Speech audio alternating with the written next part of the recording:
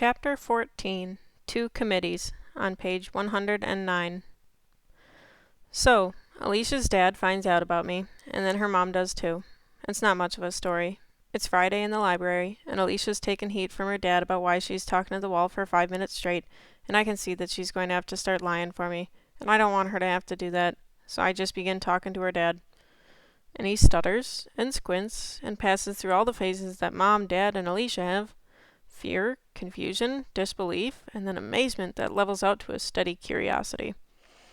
Of course, for Mom and Dad, the final phase is a steady worry that keeps on chewing at them, but that's because they're my parents, and parents can't help worrying about their kids, even if they're fine. So, as the great Professor Leo Van Dorn gets over the shock, he immediately starts to theorize, just like my dad did, except that he's an astronomer, so instead of talking calmly about visible light anomalies and refractive indexes like Dad did, he's pacing around the room looking at me from every angle while he runs one hand through his Einstein hair, and he's saying that I'm like a black hole. A different absorptive principle, of course, but quite extraordinary nevertheless. The next person who has to know is Alicia's mom.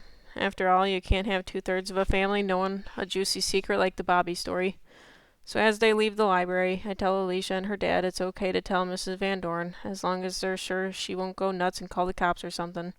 And late Friday afternoon, Alicia's mom passes through the same steps when Alicia and her dad tell her about me. I hear about it later on the phone from Alicia. First, her mom thinks Alicia and her dad are ganging up on her to play a practical joke. When she finally believes them, she goes right to the heart of her problem with the whole situation. She says to Alicia, "What does this young man wear when you meet with him?" And Alicia says, on really cold days, he wears saran wrap, but most of the time he's naked. Mrs. Van Dorn is not amused by this. And my first visit to Alicia's house? That's on Saturday afternoon. It didn't help that Alicia didn't tell her mom that I was coming.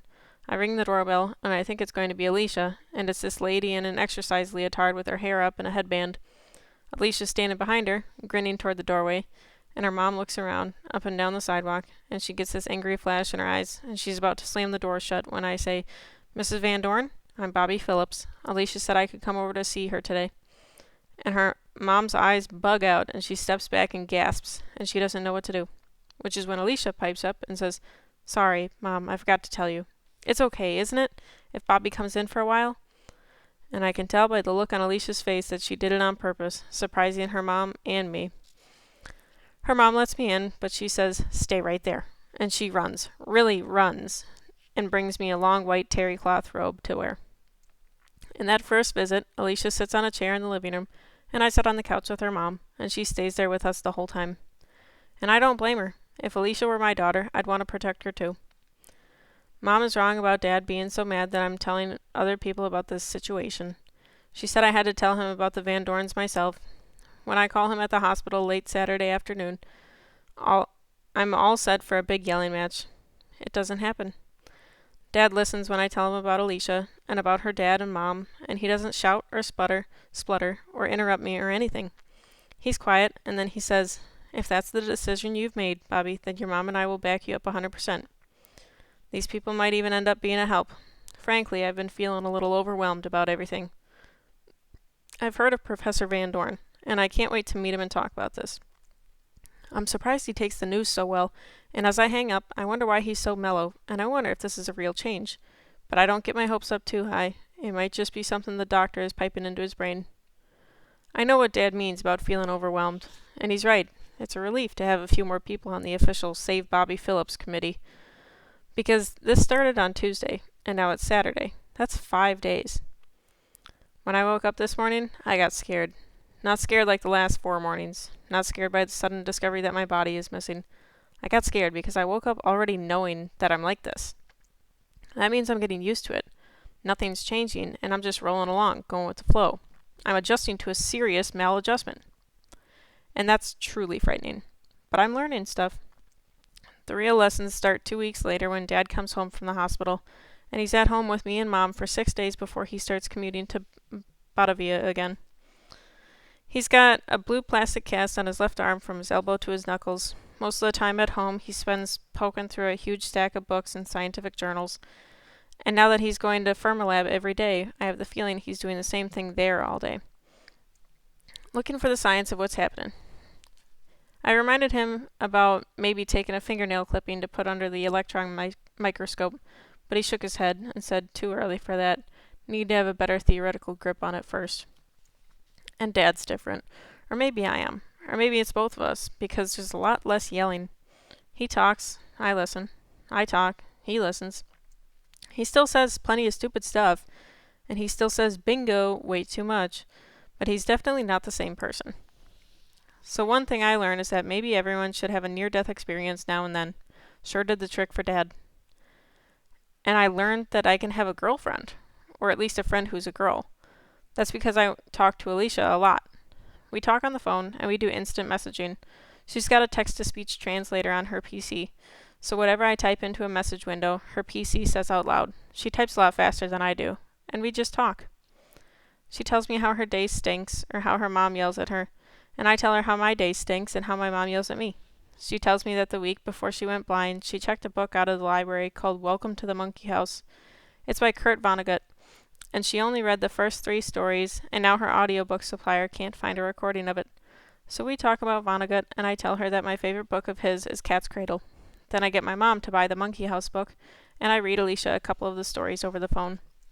She says I'm really good at reading aloud, and we just talk about stuff, so that's something I learn I can do. Because, before Alicia, what girls did I actually talk to? There's Mom, and then there's about 50 teachers and babysitters and daycare ladies who are all basically like Mom. There's Carla, who was my lab partner in 8th grade science, and she's basically like Dad. That's pretty much it. So my known female database is pretty limited, because the girls at the lab school are mostly scary, and if any of them want to be friends, they haven't told me. About half the girls at U High act like they've known what they want to do in life since about 3rd grade. Girls like Megan Murray and Lyda Strauss, if they see me at all, they look at me like I'm a bug, something to squash, as they march toward the highest possible class rank. The other half of the girls have money, girls like Jessica and her crew. They're into clothes and shoes and jewelry and cell phones and beepers, and cars will be next. These girls don't pass notes in class. They send infrared emails to each other on little Palm computers. There is Kendra, though. I've talked with her. She plays tenor sax in the jazz band. This solo she plays on Harlem Nocturne, it's so good. It makes me want to take sax lessons. I talk with her once in a while. Just talk. Still, Kendra's more like a musician than a girl. So like I said, because of Alicia, I learned that a girl will talk to me and even seem to enjoy it. We both enjoy it. Back at the end of the first week when I told Dr. Van Dorn and he got so excited, I thought he and Dad and the committee would get together right away. Do some big league brainstorming, work up an action plan to save Bobby Phillips. It doesn't happen, but the committee does agree on one thing, by phone, that is, that if Bobby Phillips is ever going to have a regular life, we must maintain absolute secrecy while we look for a way to get him back to normal. So I learned the hard way that I shouldn't depend on a committee to solve my problems. Sitting on my bed looking at my bookcase one night, during the second week, I see my thick Sherlock Holmes collection. It's all the stories in 2 fat volumes. The great thing about Sherlock Holmes is he never sat around looking for theories. He was into the facts and observation. Like in The Adventure of the Speckled Band, about the man who dies in his bed one night and no one can figure it out.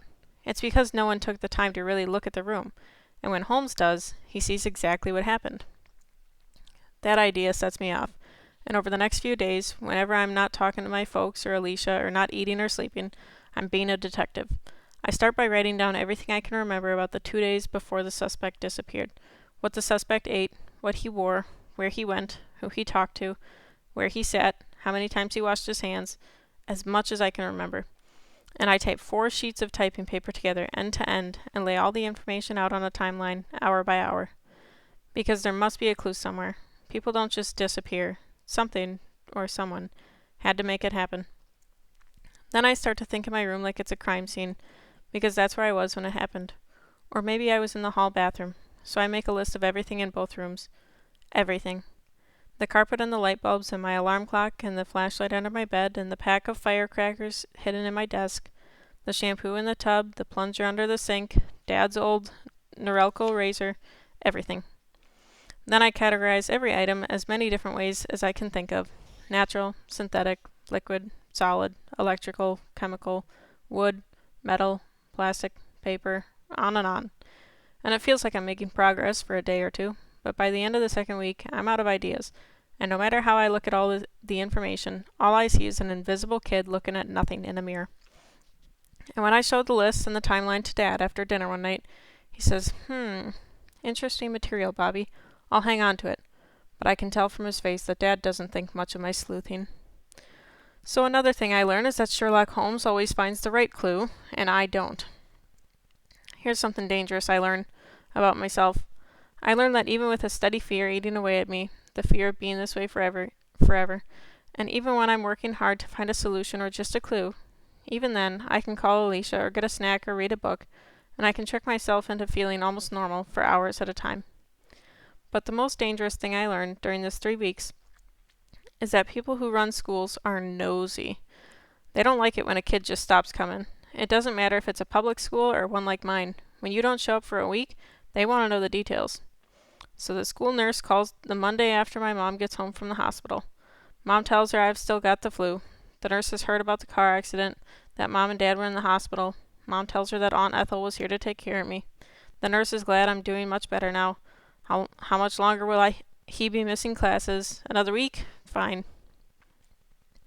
A week later, to the day, the nurse is not curious anymore. Now she's edgy. She calls Mom again.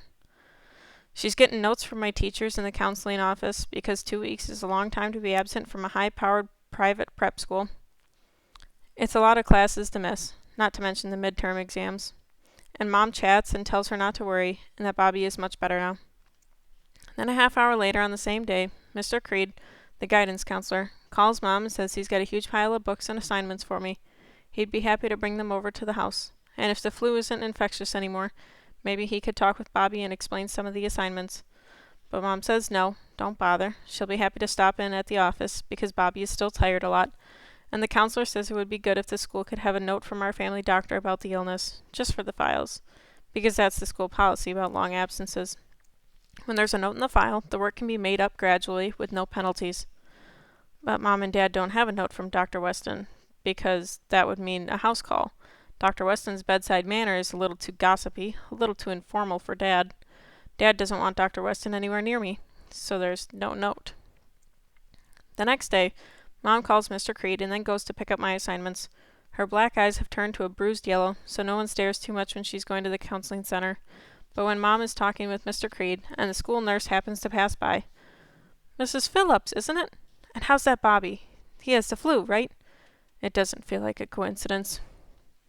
Schools aren't in the business of wondering about kids or guessing about kids. Schools are in the business of knowing, and when a school wants to find something out, the school takes steps. Private schools aren't linked up with the state government like the public schools are. They actually try to stay free of the state. But one of the ways private schools do that is by following all the rules. And the state has rules about children and extended illnesses and contagious diseases, and it doesn't matter what kind of school the kid attends. So that's why a second Save Bobby Phillips committee gets going. At the beginning, it's the nurse, my teachers, the guidance counselor, and the people who run the school. Maybe it's the nurse or the counselor or somebody else at school. Maybe it's nobody at the school. But it's somebody, and I vote for the nurse. Because somebody calls the Cook County Board of Health and reports that a 15-year-old boy attending University High School has been home ill for 3 weeks. The parents have not supplied a note from a doctor. No one has even seen the child, me, that is, during the past 3 weeks. And then somebody at the Board of Health calls the Department of Children and Family Services. So the second Save Bobby Phillips committee is getting bigger. And this committee has an action plan.